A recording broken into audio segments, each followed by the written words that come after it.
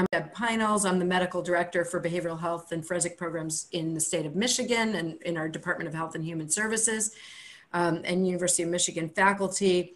And I'm also the chair of the medical directors division for NASMHPD. So without further ado, we are going to hear today from Jeffrey Swanson, who's going to be speaking about gun violence, mental illness, and the law. Jeff and I have had an opportunity to collaborate on this topic a lot, but Jeff is really the leading figure, I would say, in the country, in his the thought leader and the research leader, helping shape policy. And so it's incredibly, we're incredibly fortunate to have him. Other things that I know that Jeff has been just incredibly forward thinking about. He was the lead author in the ECA study looking at violence and mental illness, which helped further the conversation about the current risk assessment work that we do. He's been instrumental in thinking about psychiatric advance directives, civil commitment, detention, emergency detention laws. I mean, you could just come up with 1,000 topics at the intersection of the legal regulation of psychiatric practice, violence and mental illness, and other unique areas. And Jeff would have many publications related to that. And we are today going to hear about him talking about gun violence, mental illness, and the law. And a really important point to make is that Jeff was the recipient of the American Psychiatric Association Isaac Ray Award for his lifetime achievements in the field of law and psychiatry. As just a simple sociologist, he was able to garner that award without bribery, but just through his actual work that he's done. So without further ado, my dear friend, Jeffrey Swanson, and go for it, Jeff. Well, good afternoon, everyone. And thanks so much, Deb, for that generous introduction. So I'll just dive right in here. My topic, as you mentioned, is gun violence, mental illness, and the law, subtitled Balancing Risk and Rights for Effective Policy. So we're going to be talking about two really important, really complex, but quite different public health problems that just sort of intersect on their edges. On the one hand, we have gun violence, firearm injury, and mortality that claims the lives of 100 people every day, suicides and gang violence and arguments that go bad and somebody has a gun and it costs our society $270 billion a year. And then we have the problem of mental illness, as you all know, 13 million or so adults with serious mental illnesses, a third of them not getting treatment, and many of them winding up in the criminal legal system and prison and jail, probably more than we ever had in the largest asylums in the 20th century. And that's a scandal. But what does that have to do with violence? And what's the connection between violence and psychopathology? What do we know about that scientifically? And how can we bring research evidence to bear to find our way to better policies to reduce this scourge of gun violence on the one hand, but without infringing the rights of law-abiding gun owners. It's owning guns is constitutionally protected in our country, and we have a lot of them. It's embedded in our culture. And on the other hand, how do we talk about this topic and work on it without just adding to the burden of social rejection and stigma that people with mental illness often feel when their neighbors assume that because they have a mental illness that they're recovering from, that they might be dangerous or scary and that want distance from them and so on. So that's our challenge. And I'm going to be presenting lots of statistics about this, about the problem and about interventions and things like this. That's the coin of the realm and the rhetoric of persuasion in social science and policy and so on. But that's not where I'm going to start. I'd like to start with a person, because at the core of every statistic, if it's a statistic about people, is a story, a person. And on this topic, it might be a story of a life that's cut short with loved ones left behind. Tragedy, everyone in its own way, that ripples through families and communities across generations. So let me start with this story here. It's a story of Mr. T, and he's a 41-year-old man, and he lives by himself. He's intermittently employed. He's a client of a county-based public behavioral health department, And he's receiving counseling for a number of different psychiatric symptoms, including agoraphobia and anxiety and depression. And he has some excessive threat perception, thinking people are out to get him. He's a regular marijuana user. He's had some chronic back pain. He injured his back, and he's been prescribed an opioid painkiller. And he has a history of arrest once for drunk driving. It's a misdemeanor drunk driving conviction. And he's got a lot of anger. And his anger seems to be directed at the mental health clinic and the staff there. They're just not, in his view, providing what he needs. And he's just seeking other help and attention. And his family and his girlfriend, or his erstwhile girlfriend, she's not his girlfriend anymore, are concerned about him. Are you worried about him? From what I've told you, well, you might be. But on the other hand, if you're a clinician in a public behavioral health clinic somewhere, one of our cities and towns, you probably see a lot of people like this. The story is not that unusual. Now, let me just add one little element to this story, a little sticky note I'm going to add at the bottom, and that's this, that Mr. T is a gun guy. He frequents gun shows. He possesses numerous firearms. He owns them legally. Now, are you a little bit more worried about him? Well, again, maybe you are, but on the other hand, we live in a country where lots of people have guns and don't do anything harmful with them. This might be his hobby, and so I don't know. So why am I telling you about Mr. T, and who is he? Well, he's actually well known in Nevada County, California, because one rainy morning back in 2001, 20 years ago now, he walked into the public behavioral health clinic. His name is Scott Harlan Thorpe.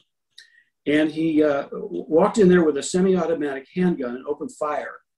And it was a very tragic day, and a number of people lost their lives. And one of the people who died was a young woman named Laura Wilcox, who was 19 years old. She was an intern working there. And as some of you know, Laura became the namesake for California's involuntary outpatient commitment law called Laura's Law, which is also called assisted outpatient treatment. I know you know about that. We'll talk about it a little bit. Mr. Thorpe was, in terms of the legal disposition, he was charged with homicide, but he was found incompetent to stand trial. He was committed to a secure forensic facility. He was restored to competency a couple of years later, and he pleaded guilty to murder. He was sentenced to prison, and I believe he remains incarcerated today. Laura's parents, Amanda and Nick Wilcox, are wonderful people. I've had a chance to meet them a few times, poured their grief over the loss of their daughter into advocacy. And they were key advocates and just really key people in the enactment of California's AB 1421, California's involuntary outpatient civil commitment law that extends the state's civil commitment authority into the community, and for certain people who meet criteria that they have a mental illness and are at risk of deteriorating without treatment and without this court order, they're probably not going to voluntarily participate in it. They can be given this mandated treatment plan. It's a treatment plan for intensive services, kind of wrapped in a court order, and they advocated for that. And it was enacted. It wasn't implemented too effectively for a long time in California, partly because of the way California's county governance works. Each county had to approve it and fund it on its own. But interestingly, a long time later, in 2014, the Wilcoxes became advocates for a very different law called the Gun Violence Restraining Order, sometimes called an Extreme Risk Protection Order law or a red flag law, and it has nothing to do with mental illness on the face of it. It has to do with risk. People who are identified by others around them as posing a significant, maybe an imminent risk of harming themselves or someone else. They have firearms, they might own them legally, and it gives the police clear legal authority to temporarily remove those firearms with a civil restraining order. It's not criminalizing. And so the Wilcoxes helped to get that law passed too. So here are just some questions I'd like to pose for you to ponder as we move forward. Just think about this for a minute. Did mental illness cause the shooting of Laura Wilcox? I mean, is that the explanation for it? Is that the reason for it? Well, he did have a mental illness, but there's an awful lot of other things going on in his life. You know, he was unemployed. He was distressed. His girlfriend had left him. had a number of other issues sort of tumbling over each other. So, you know, and lots of people who have mental illness, the vast majority of them don't do things like this. So that would be an oversimplification to point to mental illness and say that's the reason for this. Well, here's another question. Was the shooting predictable? Well, it sure seems like it afterwards, you know, looking back through your retrospectoscope, somebody should have seen this coming. But it's awfully difficult to predict something like this in advance. Another question, was it preventable? I mean, maybe we can prevent things that we can't predict, even if we can't pick out who that one person is, that needle in a haystack that's going to go and start shooting people. Maybe we could put policies and practices in place that would make this very tragic outcome less likely. So yes, there's the mental illness, there's whatever psychological, social determinants of this injurious act that Mr. Thorpe committed, but he also had access to a gun, to a firearm. So should he have been legally prohibited from purchasing or possessing firearms? Well, maybe it seems so afterwards, after what he did, but on what basis? He didn't have any felony conviction. He didn't have any history of involuntary civil commitment that would have made him a prohibited person under federal law. So on what basis, and you know, would we say we're going to pass a new law, a rule at the point of sale to say he can't purchase or possess guns? Would Laura's law have saved Laura, this eponymous law named for her? Well, I'm not so sure that it would. I mean, the irony of this is if outpatient commitment is supposed to bring people into treatment, that's where it happened. He was in the mental health clinic when he perpetrated this act. How typical is this case? Well, I would say it's probably atypical in two ways. It's atypical of the vast majority of people with mental illness who wouldn't do something like this. And it's also atypical, Scott Thorpe is, of the perpetrators of gun crimes, vast majority of whom don't have a serious mental illness like this. So, you know, thought experiment for you for policy, if you had a choice between an assisted outpatient treatment order focused on people with mental illnesses and a risk protection order law that applies to anybody who poses a risk with a firearm for whatever reason, mental illness or not, which one might have been most effective? So let's look at some statistics now to just, you know, look at what we know scientifically about the relationship between mental illness and violence. What's the connection between the two? How are they not related necessarily? What do we know about that? What don't we know? And, you know, maybe sometimes what we think we know that ain't so. So the answer to this question, how are mental illness and violence related, is going to depend a lot on how you ask the question and where you go for an answer. So one thing you could do is you could start with people that we already know are violent. They've been, you know, arrested and convicted of a violent crime. They're incarcerated for a violent crime. And then we go to that population and we say, do they have a mental illness or not? How many of them do? How many of them don't? And, you know, you get an answer from the National Inmate Survey that, you know, interviews people with the K6, and, you know, there's an indicator that's correlated with serious mental illness. And the answer is, among these incarcerated individuals in prison, it's about 16 to 17%. It's 29% of those who are in jail. So, you know, but the majority there in the gray area of that pie chart do not have a mental illness. Now, another thing you could do is you could say, well, let's look at people who we know have a serious mental illness. They're in the public behavioral health system. Let's match their arrest records when they get arrested and see what they get arrested for. And here's a study that our group did, and Dr. Norco was a collaborator on this. And you know, we identified, I think, 23,000 people with serious mental illnesses in the Connecticut system and the DEMA system, and we matched their arrest records. And these were arrests leading to conviction. And it turns out a lot of them got arrested, probably, you know, 25% or more had an arrest within 2 years. Only 10% of those were for violent offenses. 1% were weapons charges. The largest category were these miscellaneous minor offenses like trespassing and breaching the peace and things like that. So just because somebody's involved with the criminal justice system and has a mental illness doesn't mean they're violent, you know, far from it. Now, another thing you could do is you could say, let's go to a population of people who we know have a serious mental illness. They've been diagnosed with schizophrenia. They're being treated for it. You know, that's the CATIE study, the NIMH Clinical Antipsychotic Trials of Intervention Effectiveness Study, 1,460 patients, 57 sites. And let's go to those patients and let's do a survey, an interview, and let's interview collateral informants for some of them and try to find out if they've been violent, if they committed some kind of injurious act towards others, either something minor or something serious. And let me just point out here, sometimes we talk about violent behavior as a thing. There's a huge range, obviously, an incredibly heterogeneous population of people who do things we might call violent, and the nature and the features of the act are very, very different. A lot of times, I'm asked to generalize, about something like a mass casualty shooting from data, and the majority of what we're measuring would qualify as probably simple battery. It's pushing and shoving people. So here you find that about 4% of these individuals had done something violent, causing an injury, or maybe using a weapon or pointing a weapon, and 16% had done something that would qualify as less serious. So the large majority, 80% of these patients with schizophrenia, had not been violent.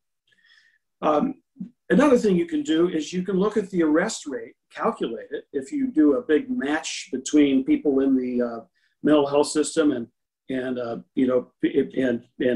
arrest records and so on. And how's the arrest rate compare for violent crime and gun-related crime? Come to that, between adults with serious mental illnesses and other adults. And this is data from our study in Florida. And interestingly, as you can see, by the way, just because the crime rate, the violent crime arrest rate is higher in the population with mental illness, doesn't mean that's due to mental illness necessarily. They might have all kinds of other risk factors like poverty and disadvantage and living in a neighborhood with high crime rates. But it is higher by not quite a factor of 2 for any violent crime arrest. When you look at firearm-related violent crime arrests, over there on the right of the chart, the rates between the people with mental illness in the public system and other adults in Florida are just the same. What that means is, the reason you get that is that because people with serious mental illnesses, at least in our study, who commit crimes, when they do commit crimes, they're less likely to use a gun than other adults who commit crimes. And that's contrary to some of the stereotypes people might have. Finally, we could do a representative survey, a psychiatric epidemiological survey that is not selected by either the treatment system or the criminal justice system. And that's what the ECA study did many years ago, back in the late 80s. And this paper was published in the 1990, and then a book chapter in 1994. I still like to cite it because we've known this now for many decades, and other studies have shown the same thing. But you can talk about risk in terms of absolute risk, the probability that somebody will engage in a violent act. You can talk about relative risk. That's comparing two groups and what's the ratio there of violence in one group versus the other. Or you can talk about attributable risk. I think that's really informative because it sort of tells you where would you start if you wanted to solve the problem of violence. And what you can see from this pie chart is if that whole circle represents all the violent acts out there in society, the red wedge, that's the portion of it that's attributable to serious mental illness as a unique risk factor. Pulling substance abuse aside, it isn't attributable to people with serious mental illnesses because they might have other risk factors, but to mental illness, schizophrenia, bipolar disorder, or major depression. What that means is that if we were to wave a wand and magically cure those major illnesses, that impair the brain's ability to reason and perceive reality and regulate mood and engage in social relationships and all these things that are wonderful about being human and are hard to do difficult when you have these illnesses, and we could wipe that away, wouldn't that be wonderful? But our violence problem would go down by 4%, and 96% of it would still be there because it's caused by all these other things. Part of it is demographic, being young and male. And I can tell you, if we could do something about maleness, we would really reduce violence in society by a lot. And poverty and all of the social pathologies that go with extreme economic distress. And childhood maltreatment is a big one. If little children, when they're supposed to be establishing an intact personality, are being beaten and victimized, and neglected by the adults they should trust, that's bad. It portends an increased risk of violent behavior when they become adults as a traumatic echo of that serious experience that they had as children. Many kids are resilient enough to overcome it, amazingly enough. Others are not.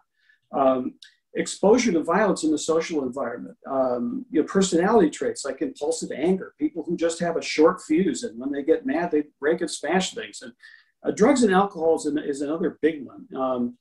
I just showed the same pie chart, and that's the part of the wedge that really would go down if we could eliminate substance abuse. That's partly because of the pharmacological effects of illicit drugs and alcohol, and that might disinhibit violent impulses and so on. Partly it has to do with if you do have a psychiatric symptom like paranoia, and you think other people are out to get you, and you're angry because of that. If you add the effect of intoxication to that, it might make that worse, and it might make it more likely somebody's going to act on it. And also just the associative factor. I mean, people who are involved in acquiring illicit drugs, maybe they hang out with unsavory characters, and they get into situations where violence becomes more likely. So that's a big factor. When do we start thinking about violence in our society? When do we really start focusing on? When does it, actually just kind of take over our imagination and start to shape our policy conversations? Well, it's when there's a horrible mass casualty shooting, typically by a troubled young man. And sort of ground zero for these mass shootings was that horrible day in 2007 when 32 people lost their lives in a shooting on the campus of Virginia Tech University. In a mass shooting, I mean, it's so disturbing. It's just so awful. It's so irrational. It's just, I mean, the idea that somebody could go out into a public place, a church or a school or a concert or a theater, and just start, killing people at random. It's everything we don't want ordinary life to be. We want our lives to be safe and predictable and to make sense. And a mass shooting is just none of those things. And so we just want to know, why did this happen? What's the reason for it? And we get an answer. We get an answer after a mass shooting from some of our public officials, typically those who have a particular perspective on it. And the answer we get is, it's mental illness. It's mental health. That's the issue there.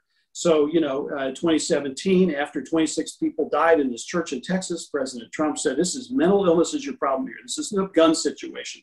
Next year, 17 people were shot to death in the Parkland shooting in Florida. And Iowa Senator Ernst immediately says, look, the root cause is not that we have the Second Amendment. It's that we're not adequately addressing mental illness across the United States. We need to focus on that. The next year, 22 people die at the Walmart shooting in El Paso, and Governor Abbott from Texas comes out and he says, the bottom line is that mental health is a large contributor to any type of violence or shooting violence.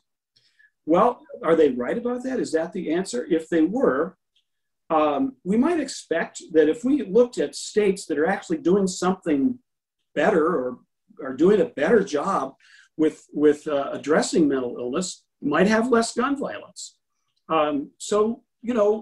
These aren't causal relationships. These are scatter plots. But what if I gave you a choice between, you're a policymaker and you're going to try to figure out what to do about gun violence. And I give you a choice between these scatter plots at the top, the blue ones, and the ones in red at the bottom. The ones at the top, each of those dots is a state. And what we're looking at on the y-axis is the rate of firearm-related fatalities per 100,000 in that state.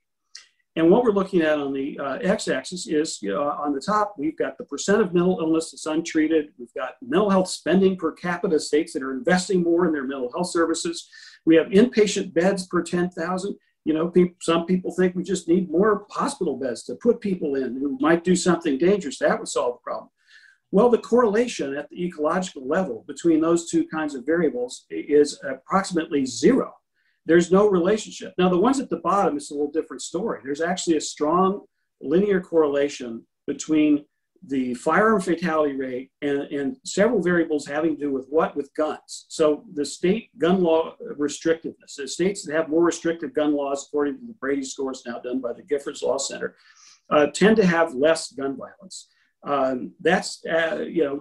States that have a high crime gun export rate. Now, that's if a crime gun,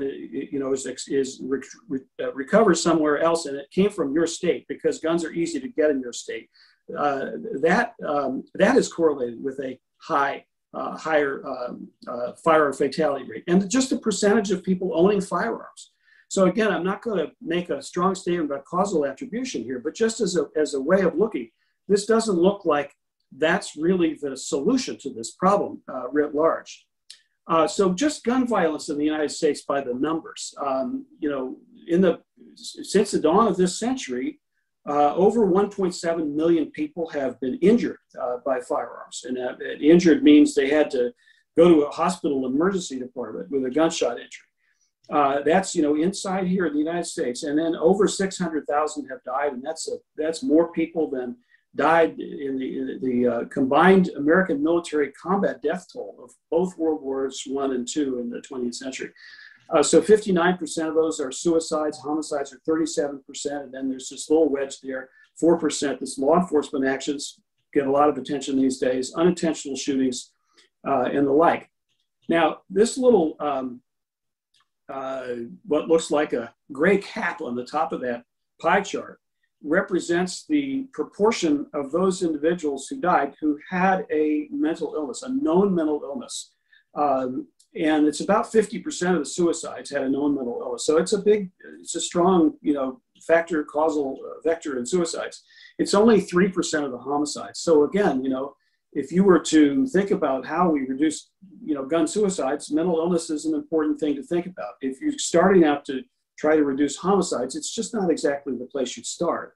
And mass shootings, just to put this in perspective, that's less than 0.2% of the homicides.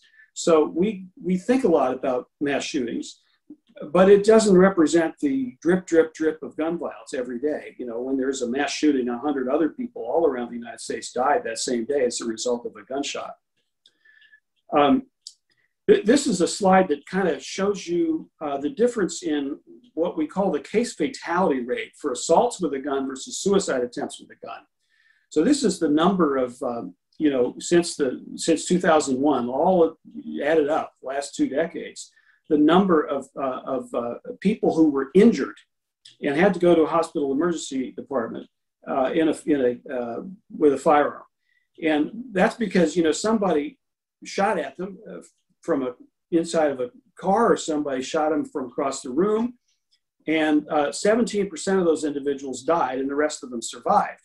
On the right-hand side there, you have the number of people who attempted suicide with a gun, an act of self-injury. They usually point at the brain, and it's a catastrophic injury. 83% of those individuals died.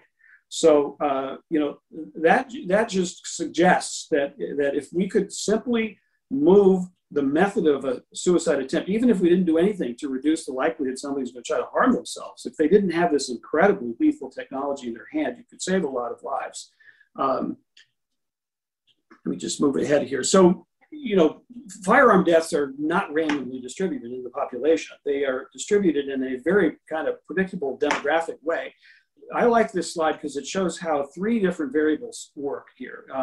This just adds all the firearm deaths together per 100,000. And this graph displays it by age, sex, and region.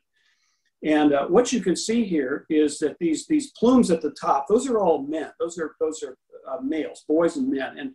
And what you can see over time there is how the rate changes across the age span, so by age. And what you can see is it's just about negligible until early adolescence, and then it just spikes right up in the male population, peaking, up there in about 30 to 40 per 100,000 in the early 20s. And then it declines and it sort of levels off at midlife.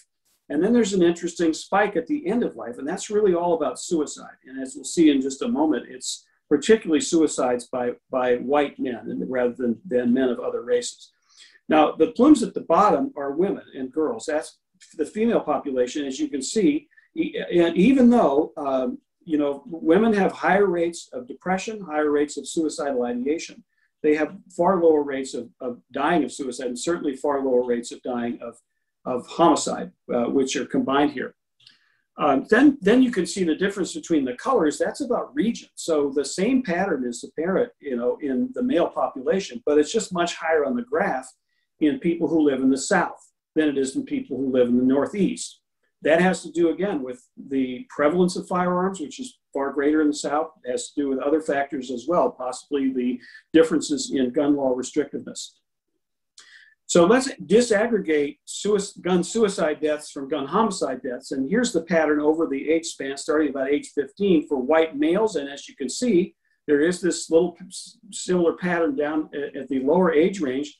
And then gun suicide deaths as a rate sort of level out, and then they drift up at the end, but homicide rates go down. Now let's look at the same slide for Black African-American males, and you see a very different pattern. There you see gun homicide rates. It's just far more likely that a young Black male is going to die in a gun homicide, than somebody of another race, for all kinds of reasons having to do with the correlation between race and social disadvantage and poverty and discrimination and all these things that we're aware of now. And should focus on more in terms of racial equities issues. Gun suicide deaths are down there at the bottom. Now, one other thing you might not have noticed is, look at the difference in the scale here. This scale here with the white males goes from 0 to 40, and this one goes from 0 to 100. If you put them both on the same scale, they look like that. So the young Black men really stands out in terms of the likelihood of dying of homicide. If you put all of the different demographic groups on there, the females are at the bottom. You can't even really see them because they're so much lower. So we've just done a new analysis from the Great Smoky Mountain study that's sort of interesting, that looks at the connection between exposure to gun access and gun owning in childhood and what happens when people grow up. This, as some of you may know, is sort of a classic study in developmental epidemiology. The analysis is based on 20 children who were assessed over 20 years of prospective community representative study, up to over 6,000 observations. The prevalence in this study of having a gun in the home for children was 55%. And a lot of those kids, especially the boys, actually owned their own gun. What we find out, and Bill Copeland is the first author on this paper, it's in Press and Pediatrics, is that when kids have access to guns in childhood, they're far more likely to have certain outcomes as adults. So one of which, they're 4.6 times more likely to carry a gun in public as an adult. They're 1.8 times increased odds of police contact as an adult, and 2.5 times more likely to have suicidal thoughts and behavior. So this is something that has a pattern over the life course, starting in childhood. So what about other countries? How do we compare? Well, this slide shows some comparisons in the overall crime rate, the crime victimization rate, by a survey, done by the OECD. And this is just, countries we might like to compare ourselves to in Western Europe and Canada and Australia and Japan and the UK and high income advanced countries. And the red bars that's violent crime victimization rates reported on the survey, and the blue are nonviolent. And what you can see from this slide is that we don't have an exceptional crime rate. I mean, it's just sort of right there in the middle, right below Belgium and above Canada, but it's not that exceptional. But if you take the same countries now, let's array them, and instead of looking at all crime, let's look at one category of crime. Let's look at homicide, where there's an assault and a dead body. And now we get a little different picture. It looks like this. So our homicide rate is several times higher than it is in these other countries. It has come way down, but it's still, the pattern is still there. There's this sort of paradox. How can we have a crime rate that's sort of average and a homicide rate that's not average, that's exceptionally high? Well, it has something to do with our unique relationship to firearms, because guns are used in 68% of US homicides. They're used in 18% of homicides in these other countries that have far fewer guns, and they're more regulated. None of them has a constitutionally protected private individual right to have a gun, walk around with it. And, if you think about this at the level of a story, think of 2 or 3 young, impulsive, intoxicated, immature men coming out of a pub in the UK in the middle of the night, or some other country represented here, and they get into an argument over somebody's girlfriend or something. And what happens is it escalates and somebody gets a black eye or a bloody nose. In our country, it's just statistically more likely, same scenario, same three, young men, that somebody will have a handgun and will use it, and you'll end up with a fatality, more than one. And that is baked into our homicide rates here in the United States. So what have other countries done? Well, there's some interesting examples. I'm just going to mention two. There's a natural experiment in gun suicide prevention in Switzerland. Along about 2003, there was this thing called the Army reform legislation that dramatically reduced the number of soldiers in Switzerland, the number of Army Reserve personnel. And typically the Army Reserve people stored their military gun at home. So suddenly, as you can see on the graph here, there's half the military people out there who tend to be young men, and half the number of firearms available in the homes of military reserve personnel. What happened is that the suicide rate declined statistically significantly and immediately. The very next year, you see these. This is the time series here. And you can see down here, the blue line here is firearm-related suicide. And there is this significant lurch there that was not seen at all in the non-gun suicides. And it significantly affected the whole population rate of suicide simply by removing this access to lethal means. And interestingly too, they were able to test the substitution effect. So if somebody doesn't have a gun, how likely is it that they'll die by some other method? And it was about 20% of those who would have died by a gun actually used another method, and 80% did not, probably went on to live a long life and die from something else. So here's a natural experiment in gun violence prevention in Australia too. After the 1996 massacre at Port Arthur, where 35 people died, the government got really serious, and there was this united effort to do major gun law reforms, and it resulted in a huge reduction in the prevalence of rapid firing firearms, semi-automatic guns in civilian hands. There was a big gun buyback, and there was these guns were prohibited and so on. And so if you look at what happened over time, in the 18 years before that, there were 13 mass shootings. In the 10 years afterwards, there were none, zero. The gun violence and gun suicide had been declining, but the pace of that decline about doubled after these reforms. So there was a significant increase in the rate of decline in these adverse firearm-related events. And there was no evidence of a substitution effect. So we've tried this in our country too. And there's a great example in our nation's capital. It's described in a book by Colin Lofton and his colleagues in the New England Journal of Medicine, 1991. And what Colin did was to look at the homicides and the suicides with and without guns in the DC over a period of 2 decades. And you can see there, there's no change over time in the homicides and suicides without a gun. But those that did involve a firearm, there's this little lurch downward in 1978 approximately. And they measured that. And there was no significant decline over here. But in the homicides and suicides with a gun, there was this decline of 25%, 23%, right there in the middle of that time series. Well, what happened? Well, it's something we might call a policy shock. And it's, right there in 1976, DC enacted a very restrictive gun licensing law. And gun licensing works, by the way. There's new evidence about that, particularly in conjunction with background checks. That's what happened right there. It effectively made handguns unlicensable. So it amounted to a handgun ban.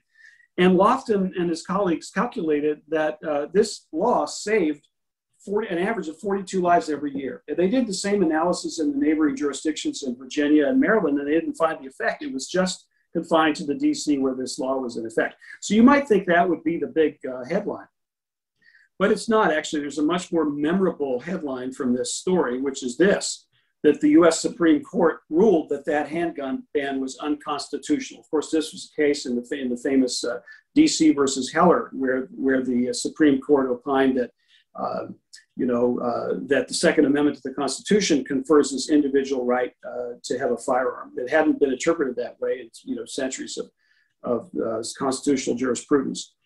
So what if we could start right here with a blank computer screen and just get a bunch of smart people together with a national meeting and say, let's just do what works.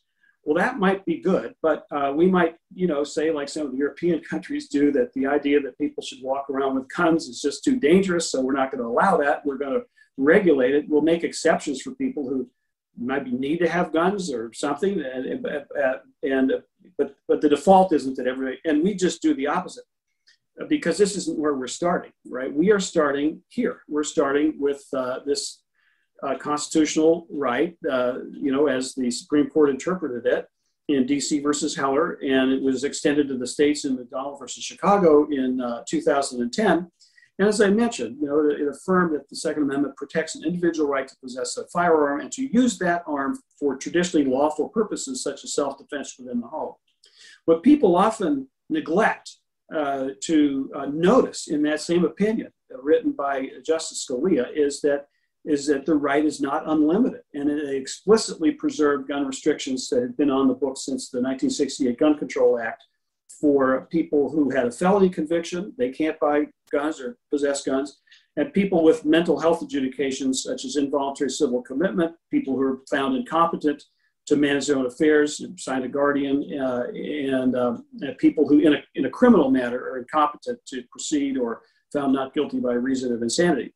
So, I'm not a lawyer, but it just seems to me that after this decision in particular, we don't really have gun control in our country so much as we have people control. We can't broadly limit legal access to guns, so we have to figure out who are the people who are so dangerous that it is justified to limit their Second Amendment right. But that's really hard to do, because violence, and gun violence in particular, is caused by many things, many factors that interact with each other in complex ways. And most of the risk factors are nonspecific, which means they apply to many more people who are not going to do the thing you're trying to prevent than who do. So people are complicated, and violence is complicated. People with mental illness are people who have all the same risk and protective factors as other people do. It might range from your harmless grandmother to your neighbor's not so harmless intoxicated boyfriend, and everything in between. So that's what we have to struggle with. Now, a lot of people think the answer to this is let's just put more and more and more and more gun disqualifying records into the National Instant Criminal Background Check system, and that's going to solve the problem. And you can see, the Brady Law was passed in 1994. It set the stage for the National Instant Check system, which went into effect in 1998. And all the way to 2007, there are very few records, relatively speaking, in that system.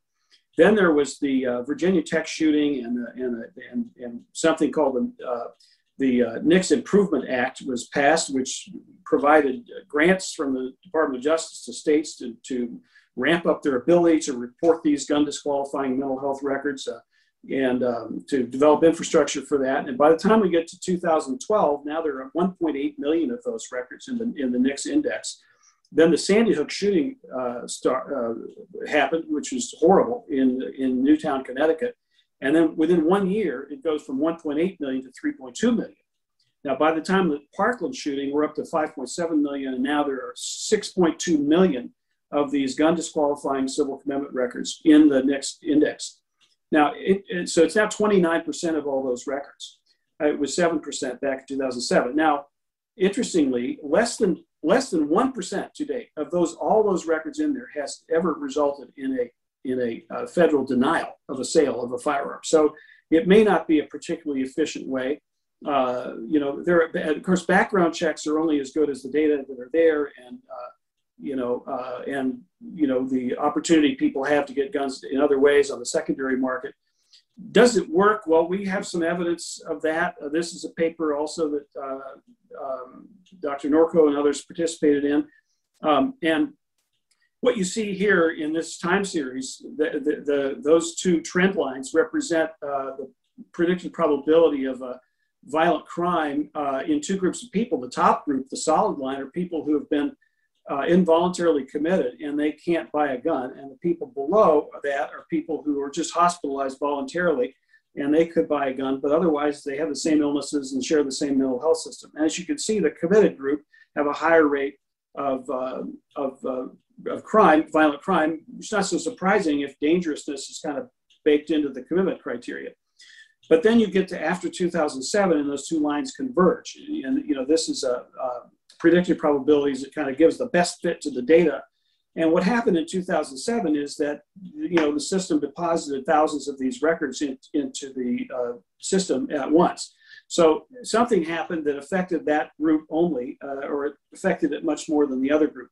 So you might say that's evidence that this works, that the policy works. But on the other hand, only 7% of the DEMAS population with SMI had been committed. So it might be like saying, we have a vaccine that works, but let's just vaccinate 7% of the population. And meanwhile, violent crime is caused by all these other things, far more than it is by mental illness. We have a new study just published in the JAPL journal from our Florida data, which pertains to 77,000 people with serious mental illnesses in Florida. And what we did there is we compared people who had an involuntary commitment that was gun disqualifying and people who had a short-term hold under the Baker Act that was not gun disqualifying. And then we looked on an average of 6 to 7 years of follow-up and looked at people's arrests for a gun-related crime and a non-gun-related crime. And what you can see here on the left is that when you look at non-gun involved violent crime arrests, both of those groups of individuals have an significantly increased risk of that, partly because of what those commitment and short-term hold interventions, what they select for. They select for people who have risk factors. On the right-hand side, though, you can see when we look at gun-involved violent crime arrests, only the short-term hold people, the Baker Act people who did not get gun disqualified, have a significantly higher risk of gun-involved violent crime arrests. The other people who had a commitment do not. It's not significantly different from the comparison group there, the hazard ratios. That could be because they're less likely to have guns. It could also be because they're less able to buy them because now it's illegal. If they would go to try to buy one from a federally licensed dealer, they would fail the background check. So the problem with the point of sale criteria that we have is that they're over and under inclusive at the same time. There's just lots of people who have a gun disqualifying record in their distant past and they're never going to do anything violent. And there are tons of people who actually are violent and risky who are not. As you can kind of see from this diagram. So one example quickly of people, somebody where the restriction is too broad is the case of Charles Tyler, who had a commitment for a brief reactive depression when he was 23, and many years later he tries to buy a gun and he fails the background check system. But he doesn't have depression or any other problems, and he sued and went to the Sixth Circuit Court of Appeals, and the judge sort of agreed with him. The court did. It was heard twice there. That their opinion was that the government's interest in keeping firearms out of the hands of the mentally ill is sufficiently related to depriving a mentally healthy person who had a distant episode of commitment of their constitutional rights. There are two other appellate court decisions right now that came to different conclusions in similar cases, and that, which is an interesting setup for maybe something that the higher court might look at. But the fact is that these gun restrictions are also too narrow. We did this analysis with the NCSR data with Ron Kessler and found that, this is a national estimate. If you take 100,000 people, there are 9,000 in that group, or 9% of the adults, who have impulsive, angry behavior. They're the kind of people who get angry and they break and smash things and get into fights. And they also have access to guns. And 1,500 in that 100,000 are going to have these kinds of impulsive anger traits and are carrying a gun around with them, which we think is a bad combination. It's probably higher now because there's been a real expansion of concealed carry since the time these data were collected. So, and that, by the way, that combination of impulsive, angry behavior and carrying a gun is 5 times more common among men who own many guns, 6 or more in our analysis there. Are these people, mentally ill? Well, they certainly meet criteria for some kinds of psychopathology. A lot of them do. They're more likely to, according to these odds ratios. Internalizing disorders, externalizing disorders, personality disorders. They don't have any more likelihood of having non-affective psychosis, schizophrenia, which is, the stereotype of someone, who is, quote, crazy and shouldn't have a gun. And many of them, it's also, they don't tend to have the kinds of illnesses that are going to get them involuntarily committed and prohibited from guns by that avenue. They might have something like a misdemeanor violent assault conviction, and in many states that does not disqualify people from having a gun. We think it should. It does in California, and there's good evidence that that reduces gun violence. This pie chart represents 50 gun suicides, and as you can see, 72% of them in our data in Florida could have passed a background check on the day they used a gun to end their own life. If they could have passed it. So you could have a perfect background check system. It wouldn't have stopped these individuals from using guns to end their own life. 28% were already gun prohibited. They weren't legally able to have the gun. They got one anyway. That's a different problem. That's a problem with our implementation and the enforcement of the laws we already have. But again, interestingly, of this group of people with serious mental illnesses who died by gun suicide in Florida, half of them were gun eligible and had a history of a short-term involuntary hold under the Baker Act, which means the system had, identified them and treated them and discharged them probably within 72 hours.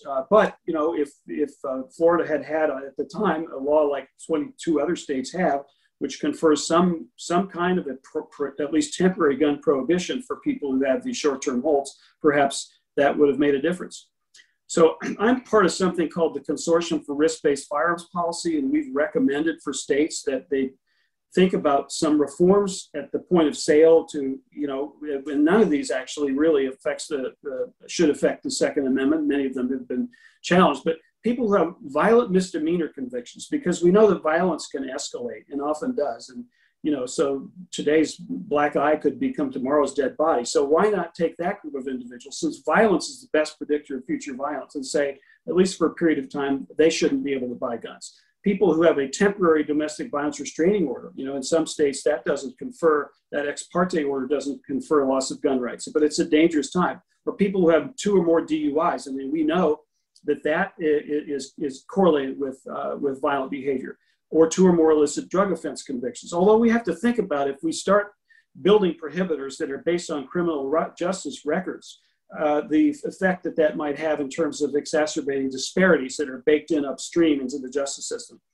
And then, as I mentioned, the short-term hold. We also, if we're going to do that, should try to make sure that we have a meaningful and a clinically informed process for restoring gun rights. And then the other one is that we have what I mentioned at the beginning, a risk-based time-limited fire removal law. So extreme risk protection orders, they're often called red flag laws. It's not a term I particularly like, but we're kind of stuck with it. It's a civil restraining order. It's not criminalizing. It allows the police Jeff, to remove guns. Yeah. I just want to give you a heads up. We have 5 minutes left. Okay. Because you probably can't see the time. Thank you. I'll wrap up very quickly here.